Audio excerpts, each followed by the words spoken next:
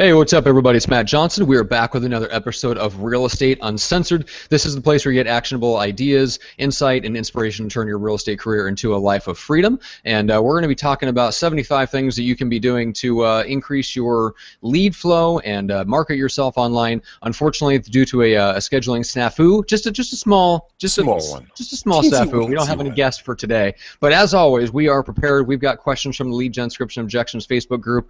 We've got a whole bunch of stuff to go over because we are like the proverbial Boy Scouts. We are always prepared for a guest to not be able to make it, just in case. You never know what's going to come up, whether it's scheduling or Google Hangouts or what have you. We run a live show and a tight ship, so we are here as we always are. I am your certified Greg Wrangler, as always, and because we don't have a guest, my role is even that much more important today. Or more impossible. More impossible. That's right. Because I don't have to control myself anymore, because I can say whatever I want, however I want, when I want, blah, blah, blah, blah, blah, blah. So don't try to fucking wrangle me in. I will not be wrangled in. I got to run free on the prairies, Matthew, of the podcast. I'm sure you do. Yeah, just scampering along. Okay, dude, super awesome weekend. I know I decided to go out there and be sporty spice and, go out there and do all this hiking and shit. Dude, my legs hurt so freaking much. I did over 12,000 steps on my hike, a little over 5.5 miles. Nice. I can barely stand up, and the bottom of my feet hurts so much. Oh my God. It was fun, though. It was I experienced that the other day myself when I walked barefoot across the black asphalt to my pool in my condo complex. You didn't walk. That's the same thing, right? Oh, yeah. You were really roughing it. Yeah. I'm sure you had the flip-flops on and everything. Oh, yeah. No. I mean, literally barefoot. That's why I say my feet burn.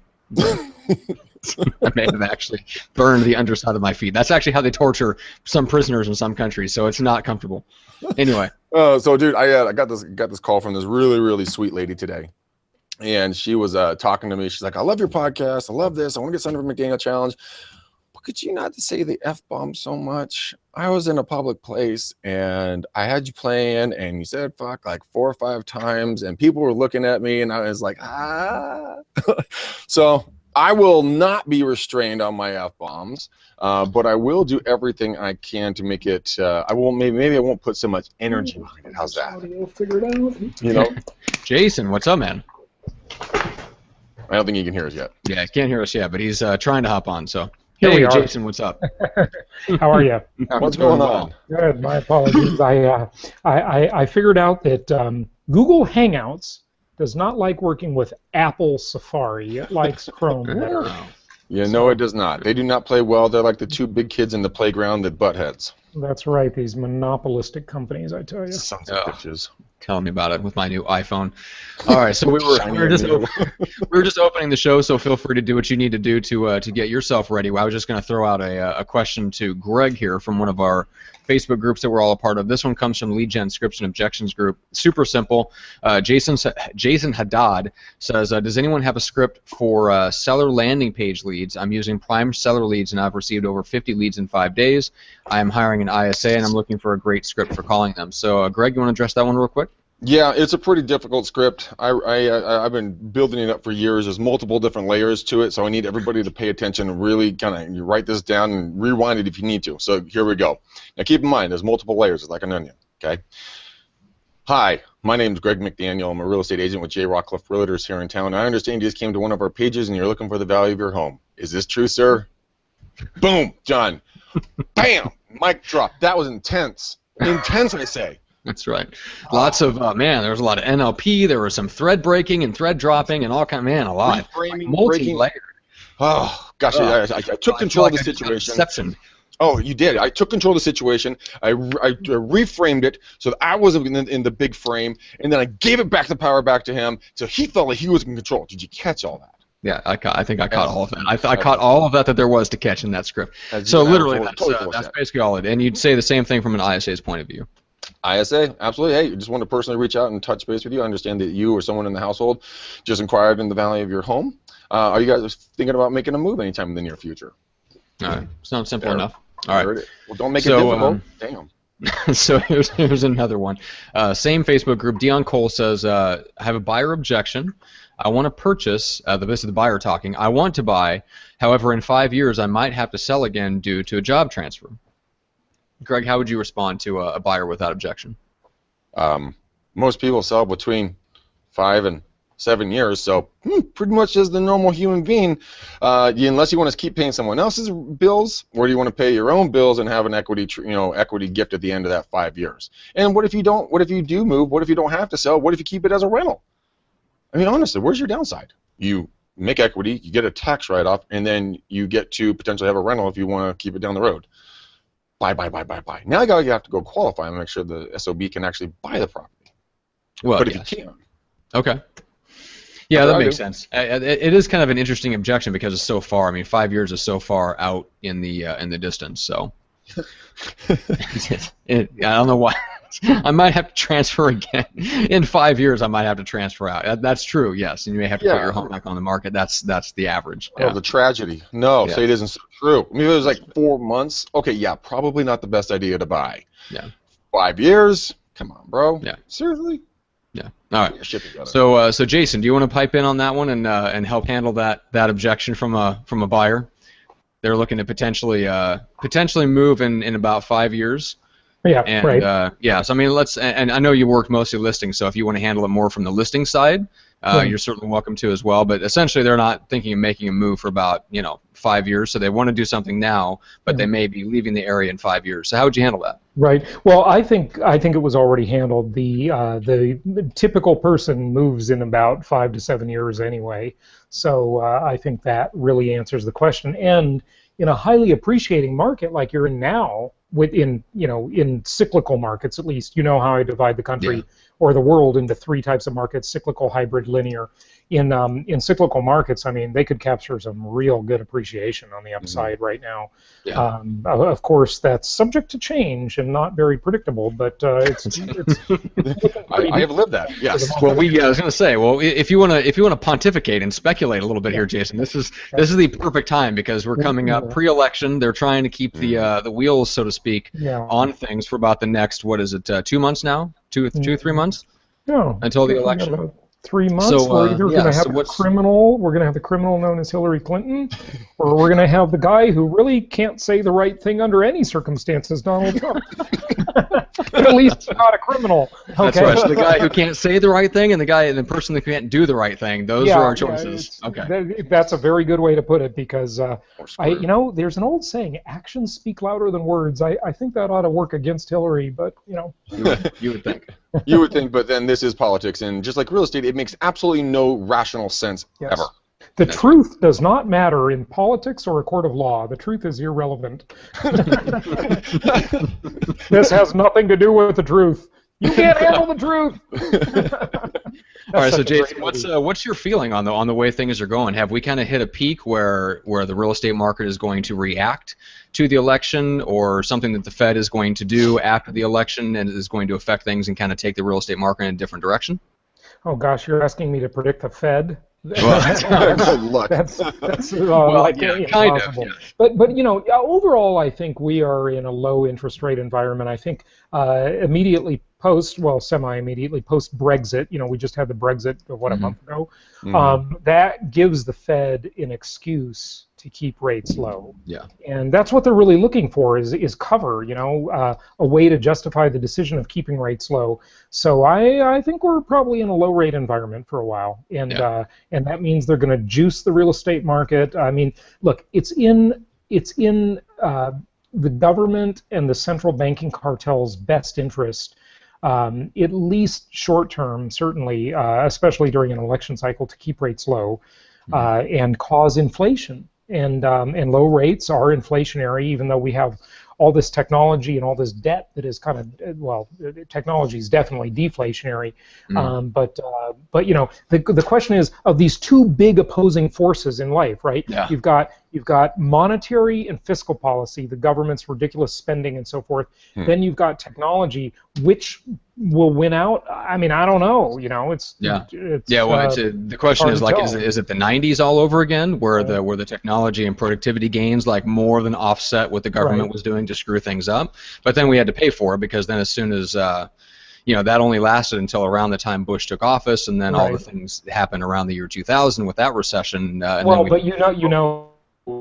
It's all George Bush's fault, right? Well, naturally, yes, because everything is George Bush's fault. As soon as you take office, everything that happens after that is automatically your fault. Oh, No, that's it's the last guy's fault. It's the last guy's fault. Yeah. Well, Obama's depends on been it George depends on what Bush's political for 8 party years. you're in. Yeah. Yeah. All right. So let me ask you this. So all right. So you are the average homeowner. You own a home right now in a cyclical market. Yep. Do you take a guess? Do you sell now, try to cap out, and then go buy another house? Do you sell now and go rent and wait for the market to crash, or do you just sit tight, see what's going to happen, and if you've got some money piled away, maybe look at an investment in one of the other markets? So what do you think is the best course of action for just the average person? Well, the first thing I would say is that you always have to be mindful of the theory of relativity as it applies to real estate, right? So if you sell at a peak and you're buying in the same market, in that same cyclical market, you're going to buy at a peak. So that's just relative. But one of the advantages of doing that trade is you get to automatically refinance your mortgage at the same time. So if you have a mortgage that's not as desirable as what's available in the marketplace at that time, getting the refi as a perk can help. And also maybe you think, and this is hard to tell, within each market there are sub-markets and neighborhoods, of course, and some perform better and worse than others and so forth, and the age of the home matters, and there are hot new areas at every community and so forth. So all of that goes into the equation, but it's obviously hard to tell. This is a very localized business, and that's why the good old real estate broker, for better or worse, as good or bad as they might be, will probably not be replaced by a computer or even artificial intelligence anytime soon, because one house across the street or next door to another can be very different, and there are so many variables, and that's why people in real estate are needed. It hasn't become a commodity like an airline ticket or a concert ticket, or real estate agents. I remember in the 90s they were predicting that real estate agents would go the way of the travel agents. Didn't happen. Didn't happen at all. Technology has really only empowered real estate agents. So things are very case by case, as you guys well know, and so do all of your listeners and viewers. So you've got some job security for a while, folks. Don't worry. You're still going to get a paycheck if you actually work. But you're just talking to. You do have to actually work. Well, not all of you, but hopefully you have to work. Earn your keep. Yeah. I was at Inman Connect. There's a lot of buzz talking about that. People were seriously concerned about. Are we still going to be around? Because a lot of the technology they were talking about was the integration of, the bots. Things like what was the Amazon thing? You just talk to it and gives you back real live answers. Amazon Alexa. Echo or Alexa. Yeah, it's called. It's called Echo. Echo. I don't know. Yeah, Alexa. They're talking about that. They're talking about a lot of the AI that's coming into play, and every single person says, look, it's going to be kind of like when you with Star Wars. You had the androids there, that were doing something. In Star Wars, with the C-3PO and everything else, and then you also had the humans working right next to them, because you can have a fully intelligent operating system. But there was a scene in one of them when Han Solo was flying through an asteroid field, and C-3PO pops off something like there's like 300,000, 211% chance of not making it, and Han Solo's like, shut up, damn it! But they actually make it through. So I think that we'll see things be working in concert together, not one dominating the other. Right. And technology in your industry, in traditional real estate, which, by the way, I should make the disclaimer, I'm not in that exact industry anymore. I'm in sort of a niche, unique investment side of it. But it's only empowered the listing agent. It's given the listing agent a lot of power, and that's why I think still the play is to be a listing agent. Yeah, and we're going to talk about that. Yeah. It's made their job so much easier. I mean, Zillow has been the listing agent's friend. If you control the inventory, you still have a huge advantage, maybe even more so than ever. You do. You can leverage it. A lot of people don't know this, but on Zillow, you can go on, you can upload, you can film directly into Zillow a 2-minute silent video that you can just walk through and show people the flow of a property. That gives you, some good, unique information right there that you can kind of stand out from other agents. Do you have to walk around and move like Charlie Chaplin did, though? It's a silent movie? Yeah. Yeah, okay. Minus the black and white and the weird, creepy mustache. Right, yeah. Hey, that was a popular mustache before it became known as the Hitler. You go being racist again. That's right. All right, so so let's get into the listing side a little bit. So we touched on it briefly, but we didn't really get a chance to really dive into it. But I want to go in kind of, Jason, into your history and really how you approached the business as a listing agent primarily first, and specifically how you did it through farming and some of the lessons that still apply. Because really, like you said, as technology has kind of leveraged and made some things easier, but it has not wiped out that dominant role. If you control the inventory, you control everything else. You control the buyer lead, everything. Yeah, so absolutely. yeah, so let's dive into that a little bit. What are some of the first steps that you would take if you were coming in as an agent and you're looking to establish your farm? Let's just start from ground zero. And what are some of the things that you looked for to establish that farm and the numbers that you looked for? Can you go to the back of the room and do a drum roll for me? I see a drum set back there. That drum set gets more attention. Just a paradiddle. That's just a real quick one. Yeah. No, the first comment I want to make is it's interesting, and I'd like to know if you guys concur with this. I just read an article maybe a week and a half ago that the good old-fashioned farming method is back in style, and a lot of these very young, aggressive realtors are just farming. They're doing mailings, snail mail. They're knocking on doors. Now you do have some really cool tools that were just coming about as I got out of the traditional real estate business years back, available to you now, like these neighborhood websites and things. I think are super powerful. Facebook groups for neighborhoods and but stuff. Do you agree? I just want to ask if you guys agree that good old traditional farming is that back in? Is that you know? Yeah. Yeah, we're seeing a lot of top agents. A lot of them are doing mailings. I personally think the mailings, I honestly think, can be replace mailings with Facebook ads, online ads, doing videos. I think that's another way that those can be replaced. But door knocking, calling, those are, man, that is the biggest source of business for me personally on the team is cold calls and callbacks.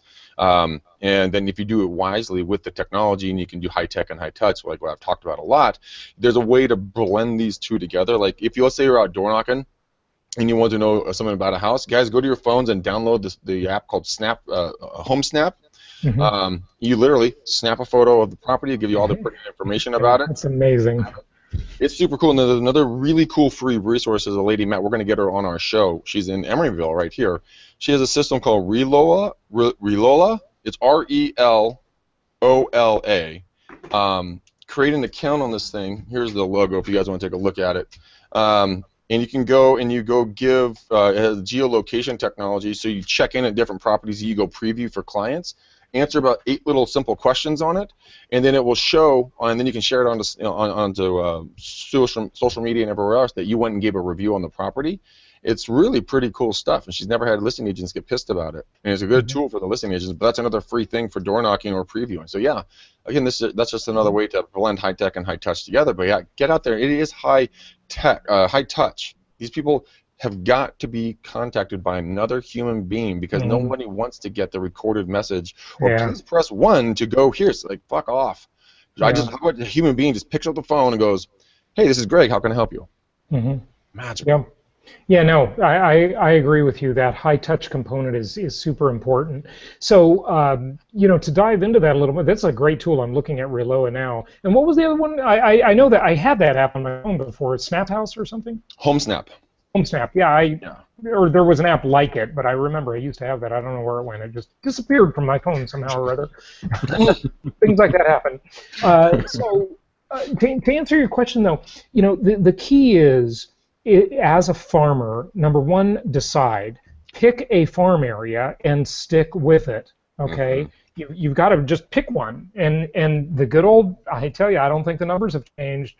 300 to 500 homes in a tract, and ideally, I would try and make it a newer tract. Now that, of course, is subject to the area in which you happen to find yourself working, but the advantage of these newer tracts is that everybody moves in sort of around the same time, and the neighbors don't really know each other yet. And so you can be the one to connect them, and also they're going to be on that same sort of schedule of when they might start turning. So if you get in there early and you are the person that they know, like, and trust, or at least they know They don't like you or trust you, at least they know you.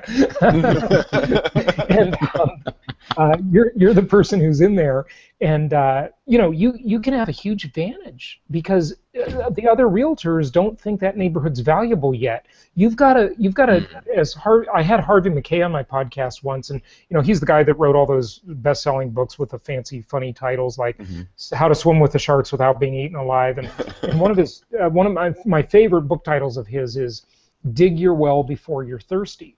And that's what you've got to do. You've got to get in there before anybody thinks that neighborhood is valuable.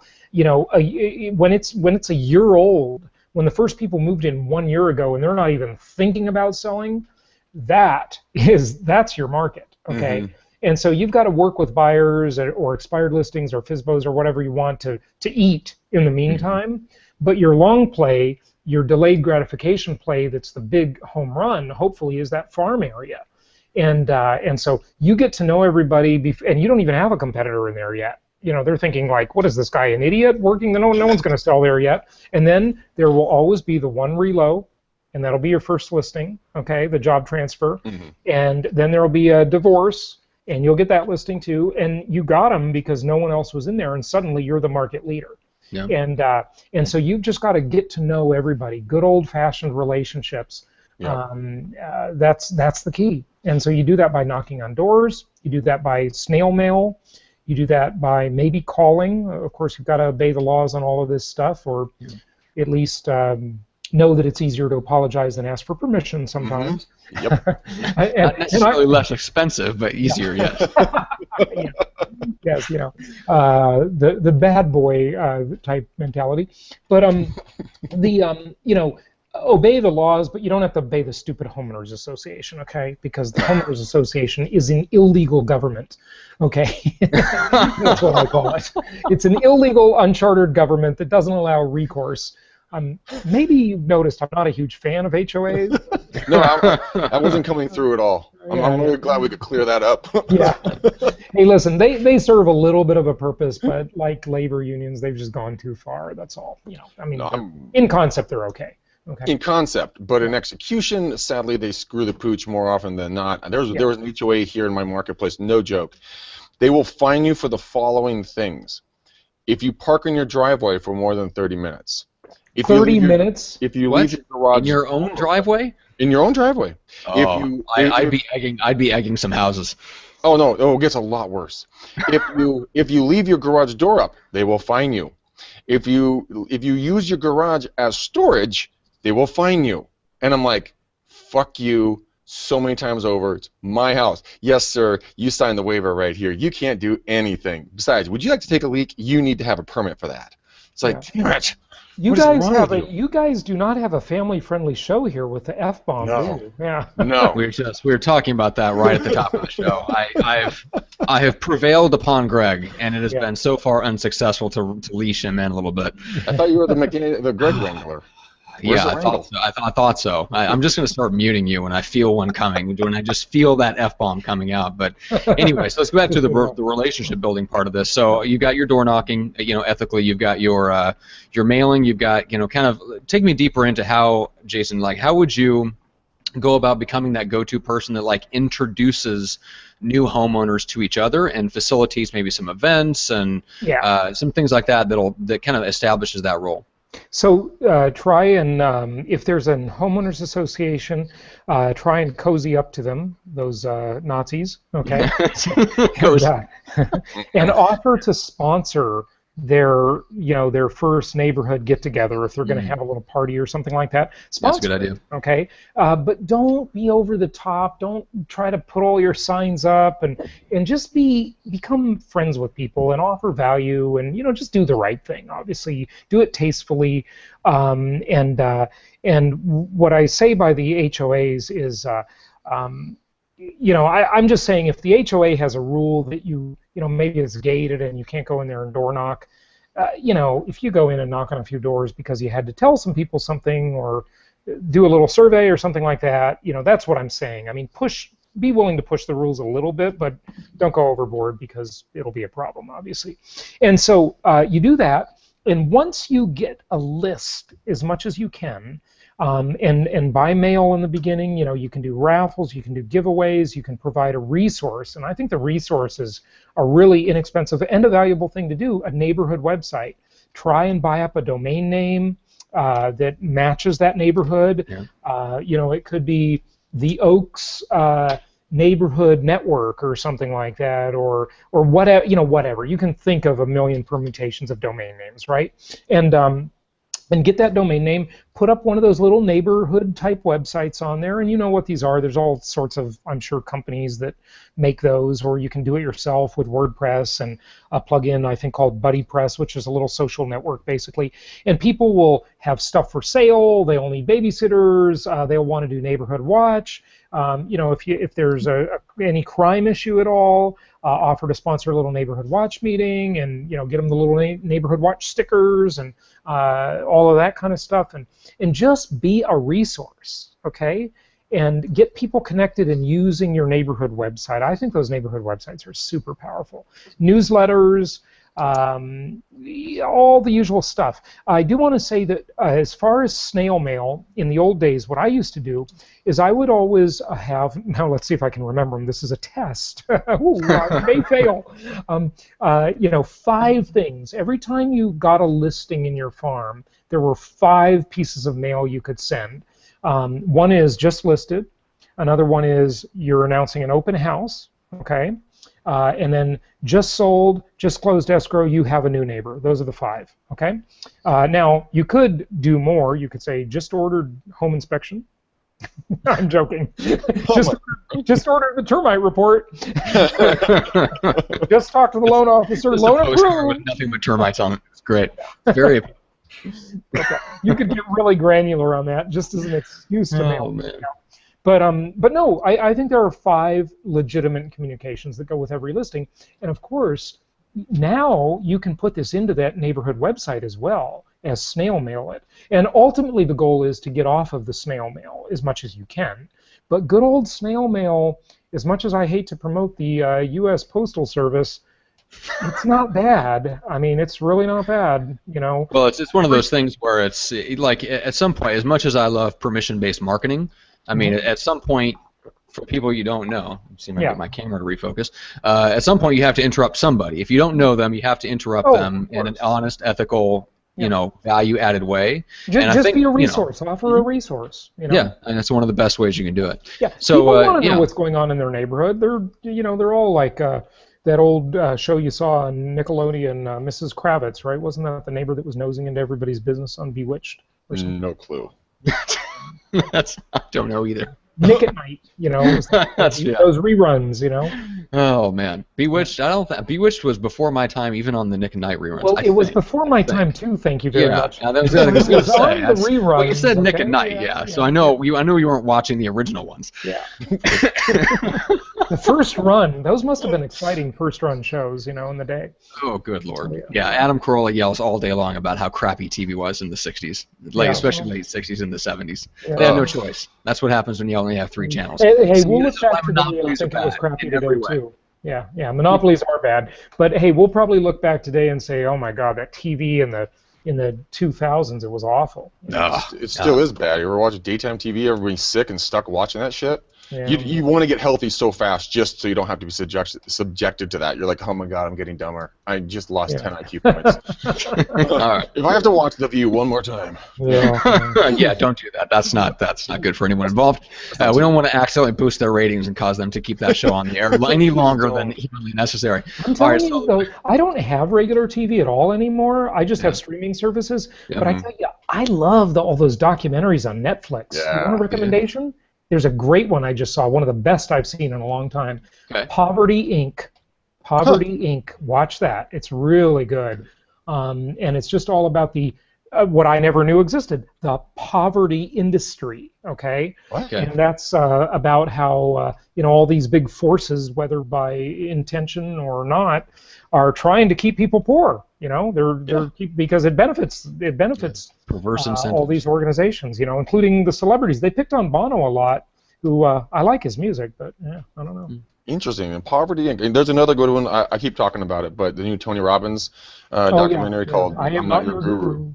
Yeah, it was excellent. It's funny because they filmed that. I recognized a bunch of people I actually know in that documentary. They filmed that in the same. I was at that exact seminar, Date with Destiny, 1 year later in that same exact room. No kidding. Yeah.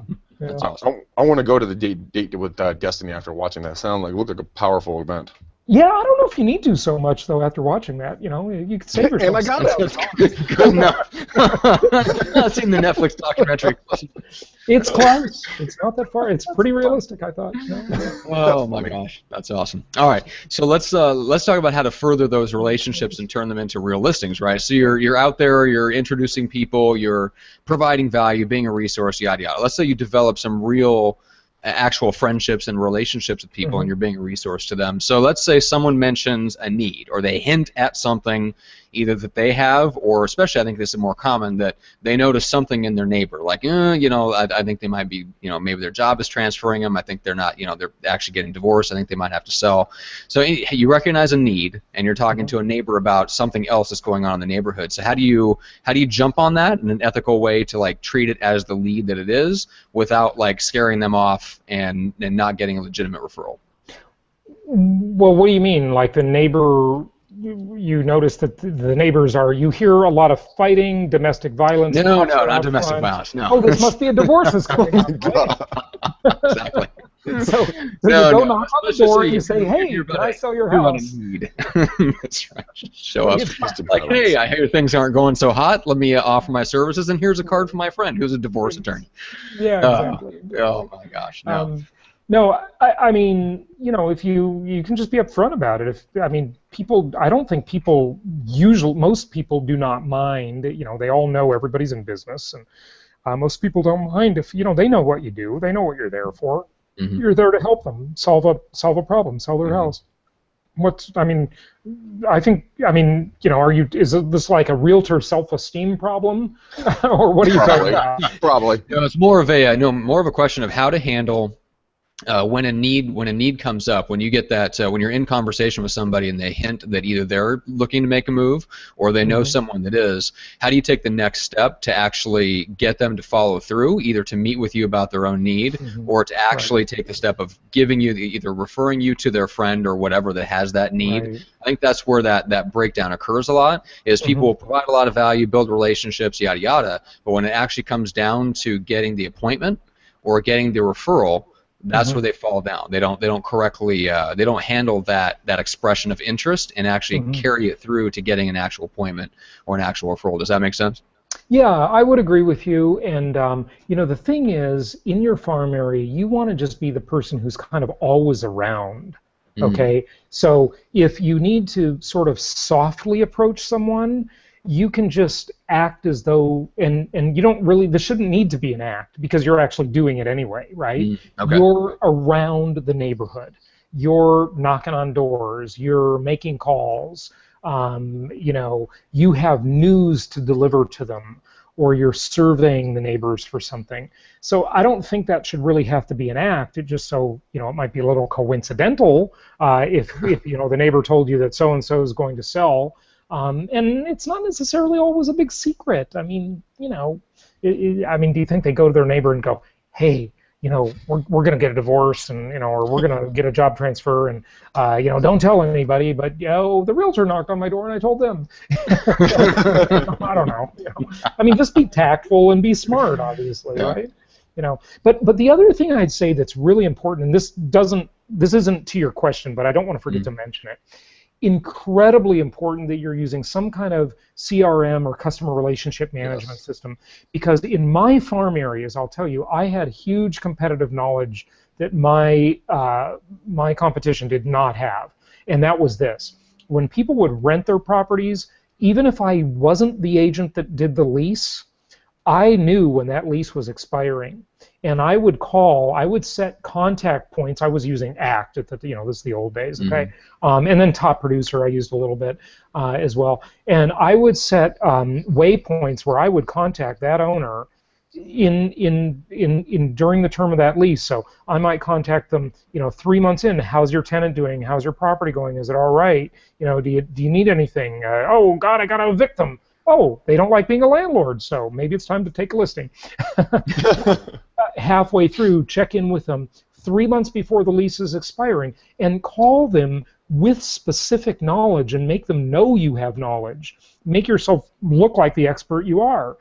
So I know your lease is expiring in December, and I thought I'd give you a call. What is your plan 3 months from now? Do you think your tenant's going to stay? Do you want to keep them? Here's the market value, blah, blah, blah. I mean, that was incredibly powerful.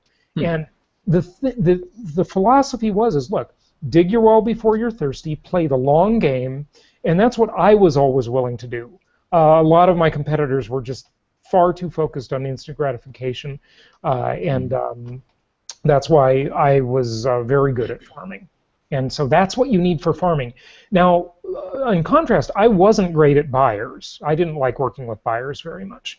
And so with buyers, you've got to be really on it, and that's a different business, obviously, right? So like the 5-minute lead response follow-up, all that stuff. Yeah, it's, 24/7, 365. Yeah. And, it's Christmas morning. Hey, I'm opening presents with my kids. Can you come show me this house? No, I cannot. Yeah. Stop being a cranky human being. I'm going to go back to my kids. Well, that's a buyer's agent for you, though. That's what they've got to do, Yeah. So, yeah. Okay. All right. So any other tips on actually converting your farming relationships into listings? And if you want to get to into your listing appointment or any of your listing process, we love to dive into that. Mm-hmm. For example, did you use a pre-listing packet when you would to kind of prep them for the appointment, or was all the groundwork that you laid, was that your prep work? I did a little bit of I did pre-listing packets once. I'll tell you, I had several farm areas, and most of these were in Irvine, California, somewhere in Newport Coast, California. And so these were higher end, some of my upper middle class first farm areas were, those are nice areas, those are nice cities. But I would do some entry-level condos when I started out, because I was such a kid, I just didn't feel right talking to these older people. I don't know, it was kind of weird. I just wanted to kind of relate to my audience a little more and be sort of in their peer group kind of thing. And so, but one area that I did was in an area of Irvine in Turtle Rock, a high-end community, and I lived there. I would move into a lot of these areas too, because I was buying new homes and I'd move in with them, and boy, that's huge. If you can live in the area, that's super powerful, as long as you're a decent neighbor. So, pick up after your dog. Okay? If you have huge parties, invite them. Greg. If you have a meth lab, cut them in for a percentage. That kind of stuff. But that was powerful. But what I did is, shortly after moving into this one area, I did send pre-listing packages to the entire neighborhood, even though they weren't interested in selling. Really? Literally no one expressed an interest. But I sent them all a really nice report, like a comb-bound report with a clear plastic cover and about 25 pages, and it had their name and address on the front, and it had a market evaluation inside, and a plat map of the tract and all that kind of stuff. And I tell you, they were impressed. I got a lot of listings out of that tract. And so that was pretty powerful. I was on and off with pre-listing packages, though. Yeah. I think it's a good idea. I wouldn't object to it. Yeah. Okay. Just curious. So what was your listing consultation, your actual presentation, like in those days? It was. It wasn't. I wouldn't say I was great at making listing presentations, really? Because when I came in the door, it was pretty much I was going to get the listing anyway. Okay. So confidence wasn't a problem. Yeah, act cocky as hell. I mean, just really cocky. I mean, I tell you, if I did this with women, I would have a lot more dates. Okay. I'm just not as good as at that with the chicks, but oh well. No, I knew I was going to get the listing, because why wouldn't I? I mean, I was the dominant leader in the area. Seriously, my signs were everywhere. They've been getting my stuff in the mail.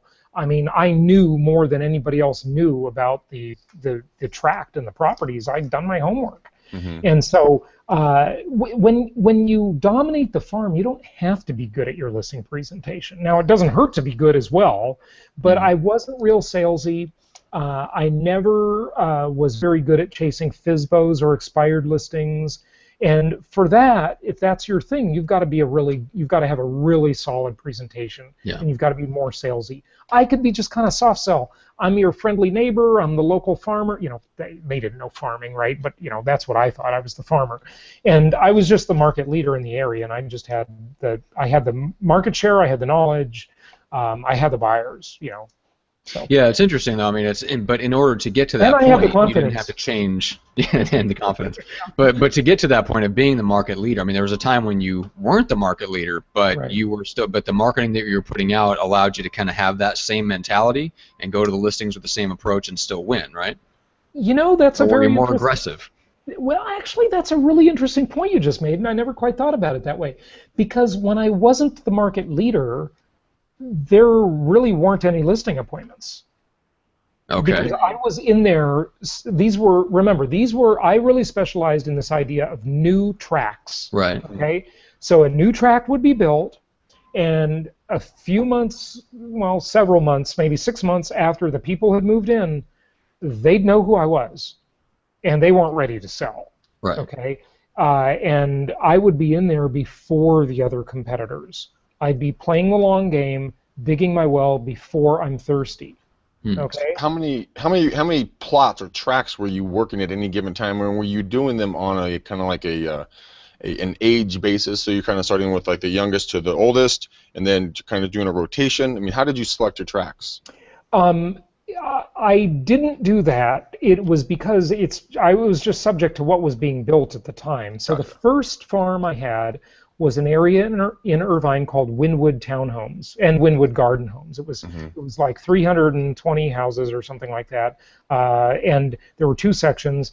And I didn't live there. I was only, oh gosh, I was almost 21. I wasn't even old enough to drink. Okay, and not that I didn't drink, but I wasn't old enough to drink. See, no respect for the law, guys. You know? That's funny. And arbitrary laws. Yes, exactly. And so I was farming there, and I did have a competitor in that tract pretty early in the game, and I eventually beat him out. His name was Mark Sabahi, and then I took another tract that I actually moved to and lived in. It was my first house that I bought for myself. It was in a place called Northwood Horizons, in Irvine as well. And I moved in there, and I lived there. And that was 348 units, and I just started farming there really, really early. And I remember, gosh, what was my first listing in there? I think it was right around the corner from where I live. So the people saw me walking around all the time, getting my mail, and I was just one of their neighbors. So that's a really powerful way. Yeah. Yeah, I know people ask all the time about like how do I farm my neighborhood? And of course, Greg's first question is, should you be farming your own neighborhood? Like, let's step back and look at where you live first and make sure you're farming your neighborhood. But if you make the decision to, if it is a good neighborhood to farm, I would think it'd be much, much easier, and you're automatically a peer. You're automatically part of the whatever Holy Terror HOA is already there and all that good stuff. Right. So yeah, exactly. Yeah, I mean, so it's not. Not that hard. In terms of, that's a really good point you bring up. Should you be farming your own neighborhood, right? Mm-hmm. And I think you should be from a perspective of that's where you live, and you got to start being a pillar of the community, kind of good neighbor. Of course, you've got to be that good neighbor, right? But if your neighborhood is old and doesn't have much turnover, you could spend a lot of money there and a lot of effort, and just it wouldn't be worth it. You've got to be in a neighborhood with turnover. Mm-hmm. Okay, so that's important. And when it's new, you don't know if it's going to have turnover, but I can tell you, if it's a starter home area, it's going to naturally have turnover. Because so that's what you were looking for. It wasn't just new tracks in general. You were counting on the fact that, hey, this is a new track of starter homes, so automatically 3, 4, 5 years down the road, all this stuff is going to start popping, and there's going to be listings coming out of their ears. And probably sooner than 3, 4, 5 years. Sooner than 3? Well, I don't know. I mean, you're always going to start seeing listings a year later. There's going to be a couple of them. There's going to be a job transfer. There's going to be a divorce. I mean, there's going to be someone has a baby and that little condo is too small for them. Okay. Yeah. So you always have some of that. Yeah. Okay. Cool. All right, so Greg, you want to talk about a little bit? I don't know if you want to throw your perspective in on like core fact or anything like that. Just some of the cool stuff that has come out where you can combine the snail mail with the online tools and things like that. Yeah, I mean, some of the things that I would do now that we have Facebook Lives, you have Periscopes, you have a lot of these other cool tech tools out there. One of the things that I would recommend doing as you're getting yourself known, you're door knocking and you're around town, go to neighborhoodscout.com, type in your zip code or your city or your address, talk about some notable and unique things if you are working in your typical neighborhood. Then walk down the street doing a live stream, answering questions, talking about the neighborhood, being actual boots on ground in that farm territory. Very powerful. Yeah, it's some seriously good stuff. If you have, let's say, Jason, I meet you at a front door. I'm the agent, you're the homeowner. You and I start rapping. We have a good opportunity to talk to each other. I say, hey, Jason, can I do a quick video with you just so that people can hear about all the cool things that I don't know about that this neighborhood does when I'm not around. Yeah. That way, they can get the inside perspective of what is going on in that area. Sure. Corefact.com, it's a mail house. If you're going to do snail mail, and we're all talking about here, they have a unique tracking system on the back end. They put a unique code to every property, and then they send people to an anonymous third-party site, which is theirs, but it's not branded for you. Enter in this code, they get an evaluation range from this property to this property price point, and then you get notified every single time they go back and check their value. Like I just got an email today with 2 people that were going to get their valuations. So I mean, I would do that stuff. If you can't track it, can't quantify it, don't do it. When you start doing the videos, you're gonna build a video library on Facebook.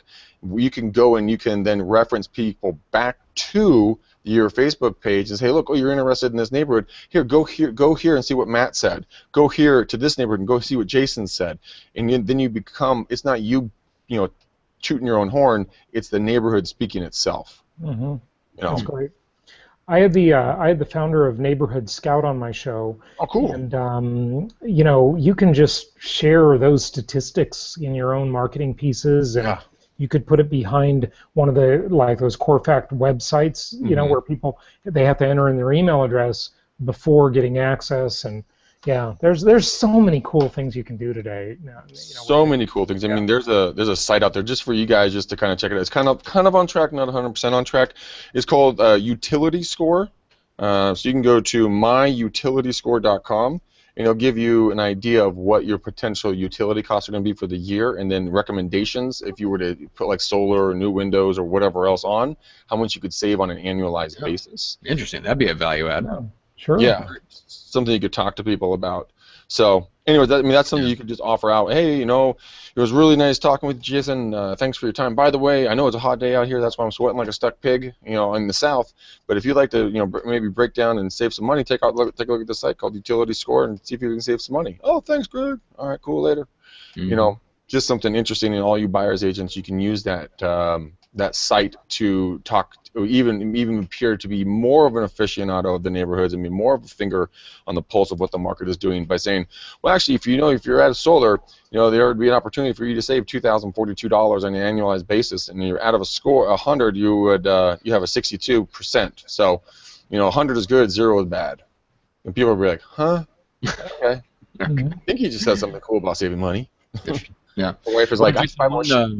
One final question for you before we kind of start wrapping things up. So you mentioned you were always really good at kind of playing the long game and really taking that relationship building approach. But what did you do? I mean, or did you have to do other things to eat? In the meantime, like you mentioned, did you go after FSBOs and expireds and just try a whole bunch of stuff and throw a bunch of mud up against the wall and see what stuck? I did try it, and I had a few successes here and there. I was just never really great at it. Yeah. What I was great at was farming. Building those relationships, those deep relationships, and getting it to the point, literally, where people, and I kid you not, I almost wish I had these. I probably do have them somewhere, but they would send me notes apologizing for not listing with me. I mean, that's when you really have that farm. And you could tell when their listing was sitting on the market for a while, and I'd come over to show the house. I might, have a buyer and I really wouldn't show buyers per se very much at all, but only if they were looking in my farm area. Then I would go and show them, right?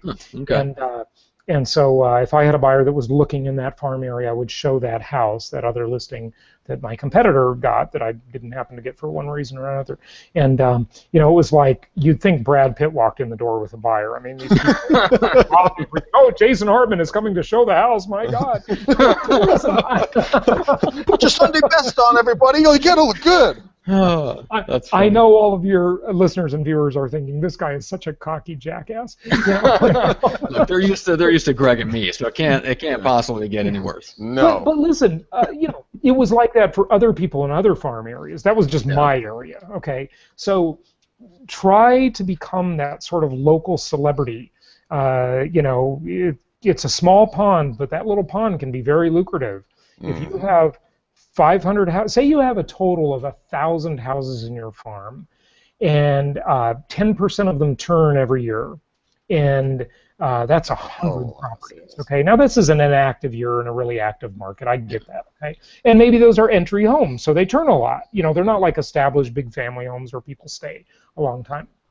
And if you can get 60% of those listings, you know, and I mean that can be a decent amount of a base of business, because that'll turn into other things. All those people that list those homes with you, they're buying something else. They've all got friends. You know, that farm is just a great base. I highly recommend farming.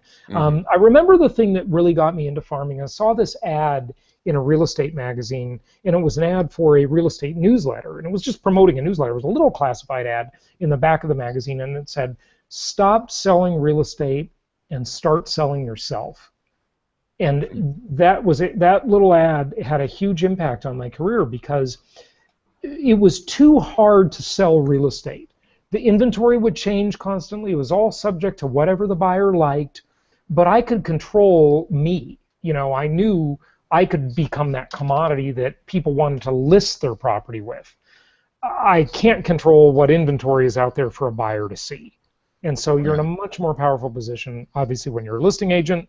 I think that's still true as it was when I was in the business. And, you know, certainly when you're in your farm area, especially. Yeah. Well, yeah, and it's we live in a day and age where it's even, you know, it's exponentially easier to make yourself a celebrity on any level. It's really just a matter of whether you're willing to my dog agrees too.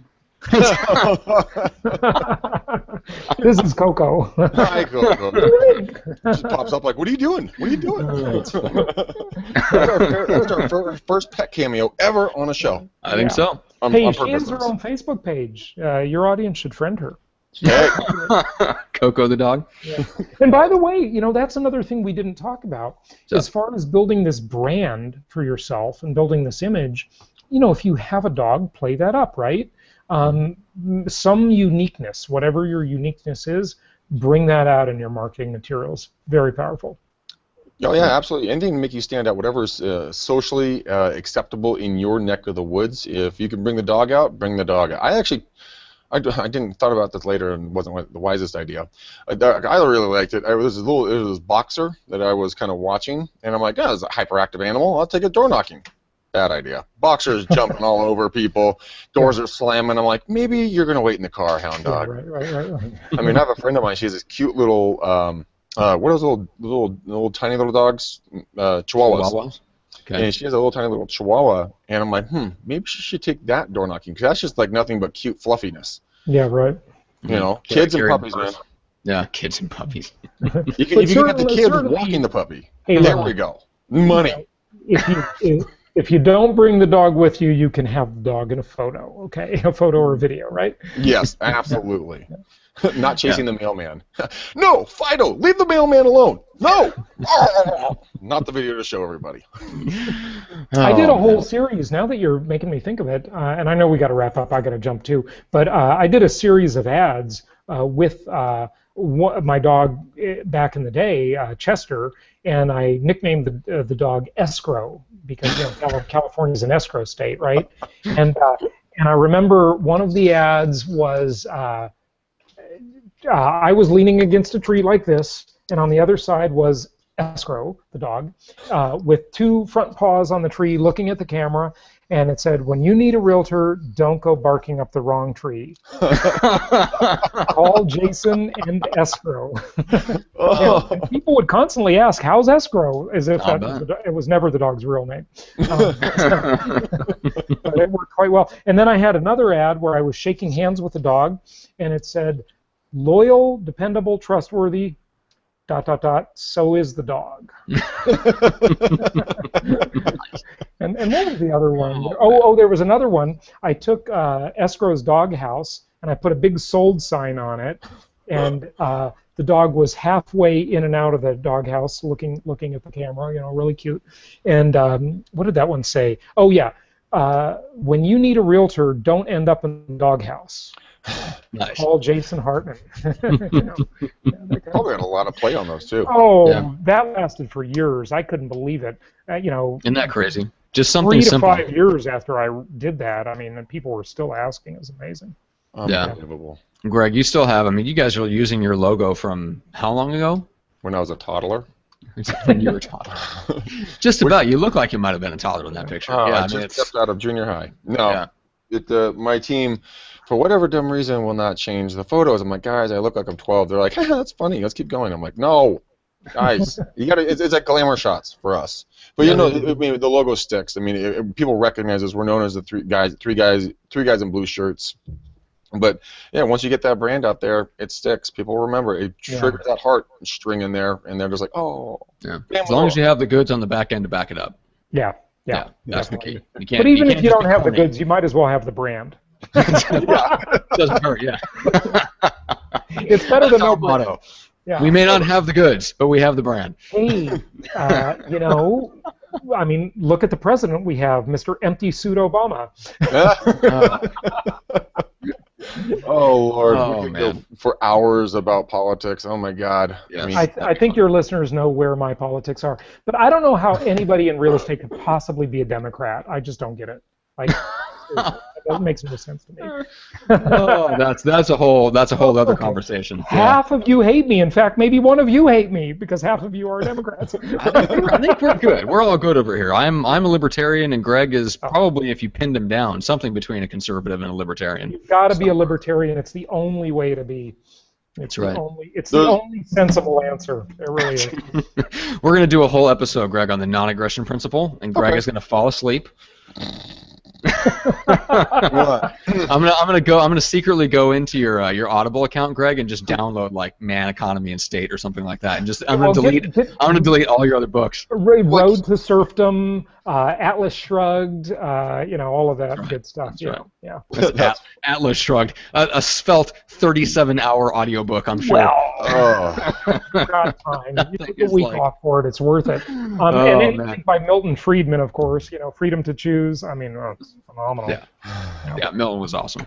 Not quite a libertarian, Chicago school guy. I'm surprised you mentioned him, but he has some good stuff. No, he's kind of I think that's the old Chicago school. It's not Austrian school, but it's it's close. He has his acolytes and opponents. Anyway, we have 2 minutes. Stuff. I'm impressed. I love it. Thank you. All right, so Jason, remind everyone where they can find. Obviously you have your flagship podcast, but you've got a ton of stuff going on. So remind people of what the flagship podcast is, and then where they can go to find all of your stuff. Thank you. So basically, I specialize in helping real estate investors buy properties nationwide in diverse markets that make sense. And so my main podcast is called The Creating Wealth Show, and I've been doing that one for just over 10 years now, believe it or not. And still blown away by that. We've got over 700 episodes on that one now. And you can find that at jasonhartman.com or on any podcast platform, iTunes, Stitcher Radio, SoundCloud. Just type my name, Jason Hartman, and that's Hartman, and jasonhartman.com. Awesome. Yeah, there's a ton of stuff. You've got what, 20 shows total or something like that between all of your various endeavors? Yep, we've got a lot of shows out there. I thought we podcasted a lot until I saw your page. I'll tell you one of the shows that's really hot too. That's not on real estate, but if we're all going to concentrate on making a lot of money and doing well in our financial lives, we might as well live a long time to enjoy it. It's the Longevity and Biohacking Show. Yeah, I've seen that. That's interesting. That's pretty hot. That's pretty interesting to learn about longevity sciences and how to biohack ourselves to have more energy and be more creative, and it's fascinating stuff. Yeah, I need to hook you up with Jay Campbell. He do you know who he is? He just wrote the highest rated book on testosterone replacement therapy ever written. Oh, interesting. Yeah, I'll have to introduce you guys. I think he'd be a great guest and a really fun and interesting guy for you to interview on that all particular our female podcast. listeners will start growing beards then? I hope not. Yeah. Oh my lord. That wouldn't be good. All right. No. So, Greg, remind people very quickly of how they can reach you for the McDaniel Challenge. Guys, you're gonna go follow me on Facebook. You guys, Greg McDaniel, Danville, California. You'll be alerted to everything that I'm going to be doing out here. But McDaniel Challenge is an hour to 2 hours of free coaching. I am booked. Matt, this is crazy. January 27, the 9th of January is my next opening. It's a Monday, so you guys, I'm all booked up through 2016. Anything that's stopping you, blocking you, or keeping you from living the life that you guys want to live and should be living, please get a hold of me. Don't wait. You know, it's literally I'm booked into January, so let's not book it any longer. Get off the fence. Get a hold of me. Facebook message me is the best way to get a hold of me, but you can also call me on my cell phone. Phone number is 925-915-1978. Go do it. All right, guys. Jason, I appreciate you hopping on, persevering through the Safari issues, the tech snafus and stuff like that. It was a blast talking with you about this stuff, so it was a pleasure. You guys are fun and entertaining. Thanks for having me back, and happy selling and happy investing to all your listeners. All right. Absolutely. Thanks so much, guys. We'll see you on Wednesday. See you guys.